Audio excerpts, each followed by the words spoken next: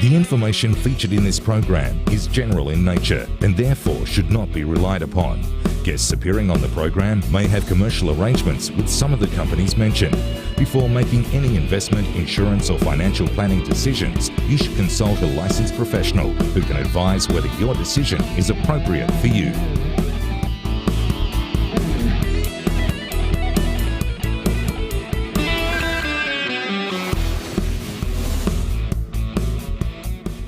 Hello and welcome to Your Money, Your Call. I'm Julia Lee.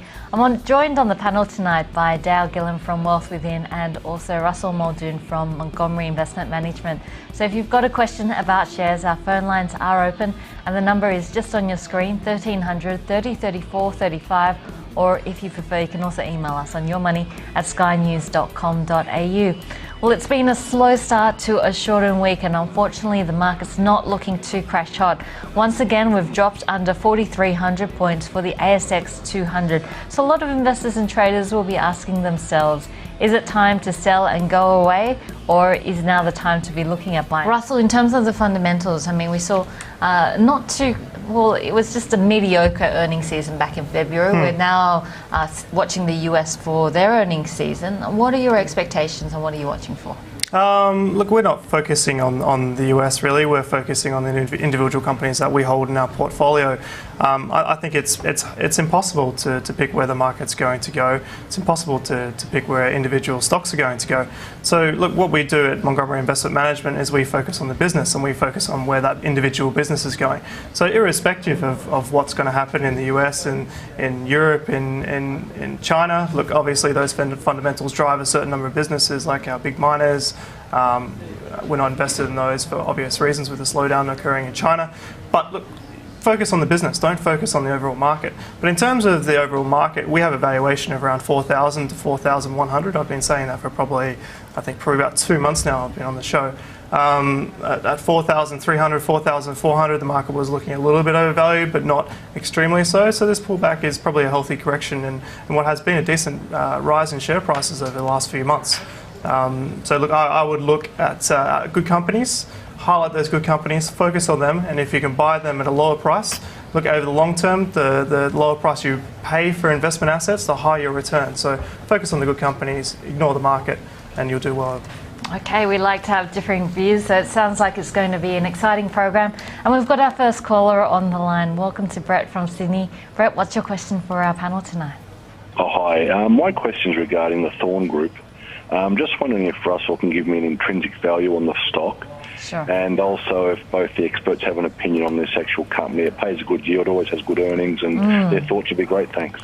Sure. So having a look at Thorn Group, probably better known for its radio rentals brand, but in the area of both retail as well as financial services, both areas not doing too well at the moment. But it pays a very attractive dividend, and a lot of people get attracted to Thorn Group because of that dividend. Is it enough, Russell? And what is your valuation on this particular stock? Look, in terms of valuation, we have, I'm using a program tonight called Scaffold. Scaffold says it's worth around $1.60 to $1.80. That's taking into account, of course, current consensus forecasts. I believe there's around 5 analysts currently covering the stock. As Julia said, this space is quite difficult. Anything involved in financing equipment, financing computers, financing TV, stereos is a very, very tough space. Retailers are doing it very, very hard. I also don't think that the acquisition of NCML, which is a credit collection company, was the smartest move. I think they should have deployed that cash a lot better. I think it's been a disastrous acquisition for them. They've lost a big contract. They probably should have returned that money to shareholders rather than reinvesting back into the business. So, look, it's a company we have held in the fund previously, but we don't currently own it at the present point in time. So Russell doesn't sound like a huge fan of Thorn Group, but a valuation of 160 to 180 on his models. And I'm pretty sure that this company actually has a March reporting season, so it's due to report very, very soon. There's going to be a lot of new information out about the company. So if you hold it, I would be a holder of this business. I would wait till those financials come out and you can make a better judgment call on what management is saying about the company at that present point in time. Okay, so waiting for the earnings report before making a call on this one, but very difficult area to be in, both retail as well as financial services. Dow, from a technical viewpoint, saying looking for a bottom there, but of course if you do see the share price fall further, then that could point to more bearishness ahead. Let's go to our next call. I've got Mark on the line from the Sunshine Coast. Mark, welcome. What's your question tonight? Hi Julia, thanks for taking my call. I don't know if it's the right night for a specky, but I've got one that's doing quite well. Jameson Resources, I got in about 9.5 cents, and it seems to be popping around that 40-cent mark. Sure. So having a look at Jameson Resources, and Mark, we might try and bring up the stock chart first, and it's looking incredibly good. A fantastic run up for Jameson Resources. I guess the question is, when you're looking at a company like this, they're in metallurgical coal in Canada.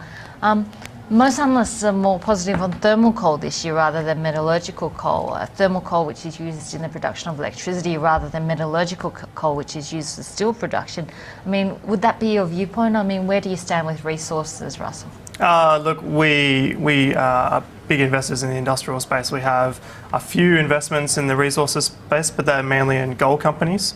We don't own any coal, we don't own any iron ore, we don't own any zinc, uranium, those sort of companies. So I can't offer much value in terms of the commodity space. But our thinking on commodities is, look, we've got some serious issues in the US which are unresolved. We have a budget deficit which just increased by $100 billion.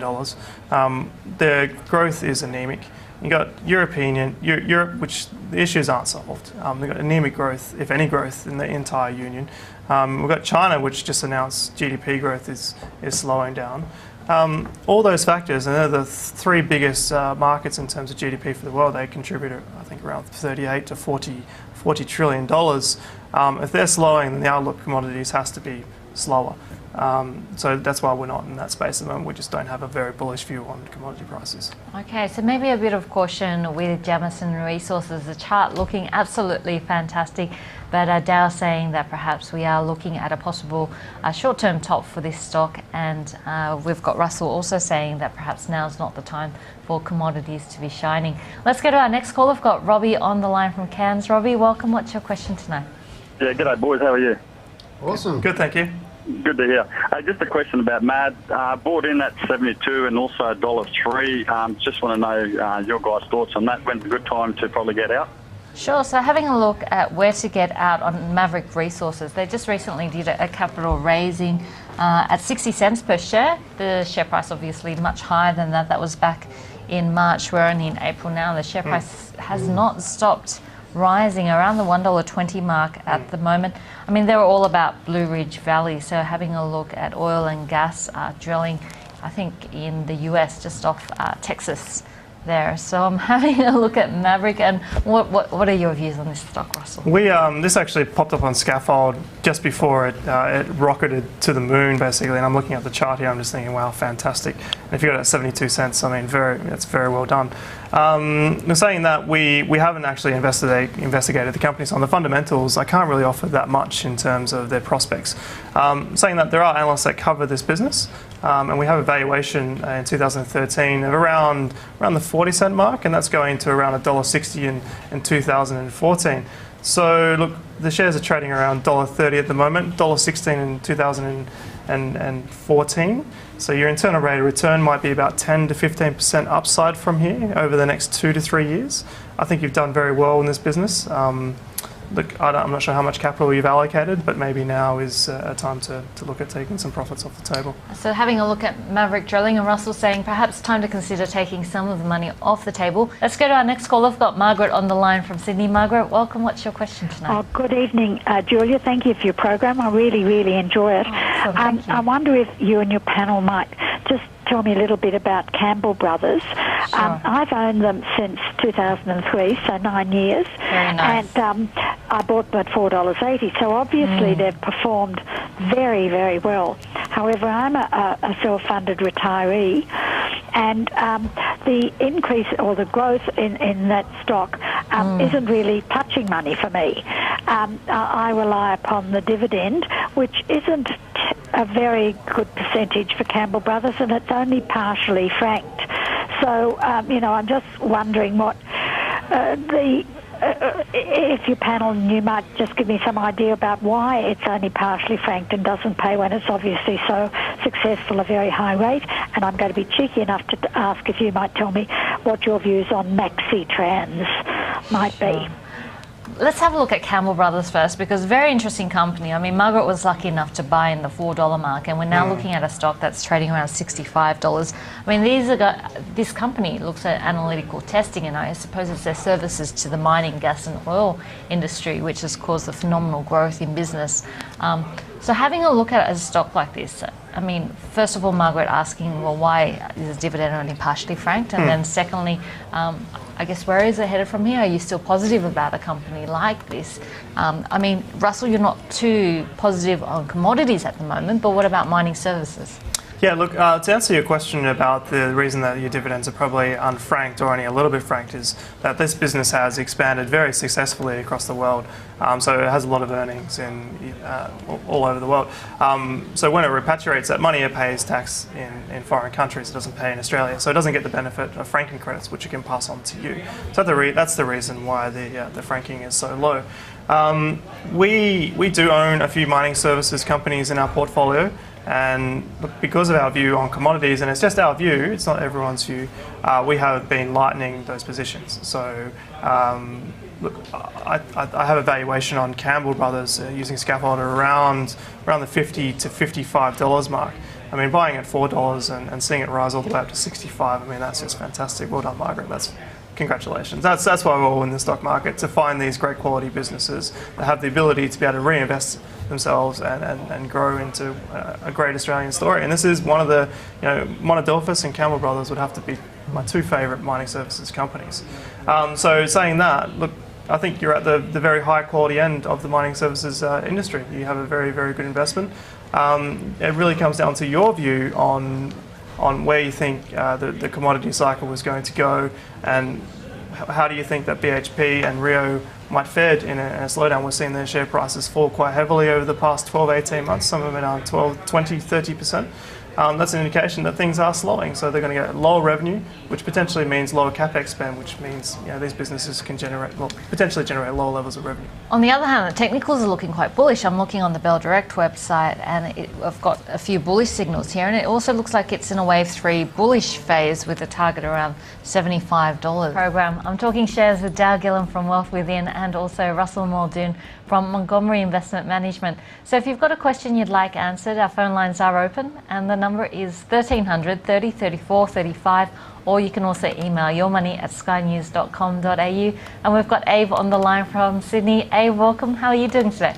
Thank you for taking my call, Julia. I've got a question about GXY, Galaxy Resources. They're into lithium, and they're merging with a Canadian company, and the combined entity is going to be worth about $500 million. I just wondered what the panel think of that, and also a general question to Russell. If he thinks that the market is worth 4,100, would he be a seller at anything above that?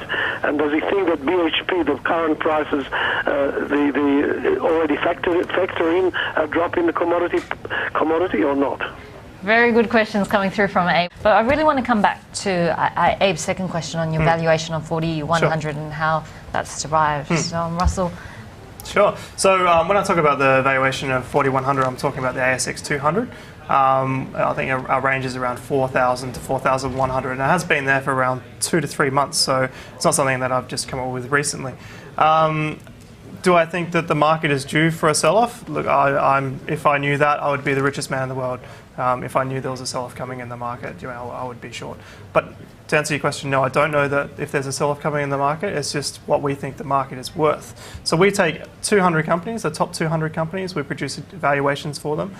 We combine all those valuations together, and we get a consolidated value of what we think it's worth, and we compare that to the market. And that's just where we are. So do I think that BHP's declining share price is taken into account in that valuation? Yes, I do. So look at 4,300. But I think my valuation for BHP is around $31, $32. The market's around $34, $35. Will it get to $31, $32? Maybe I can't answer that, but there potentially is downside according to my valuation.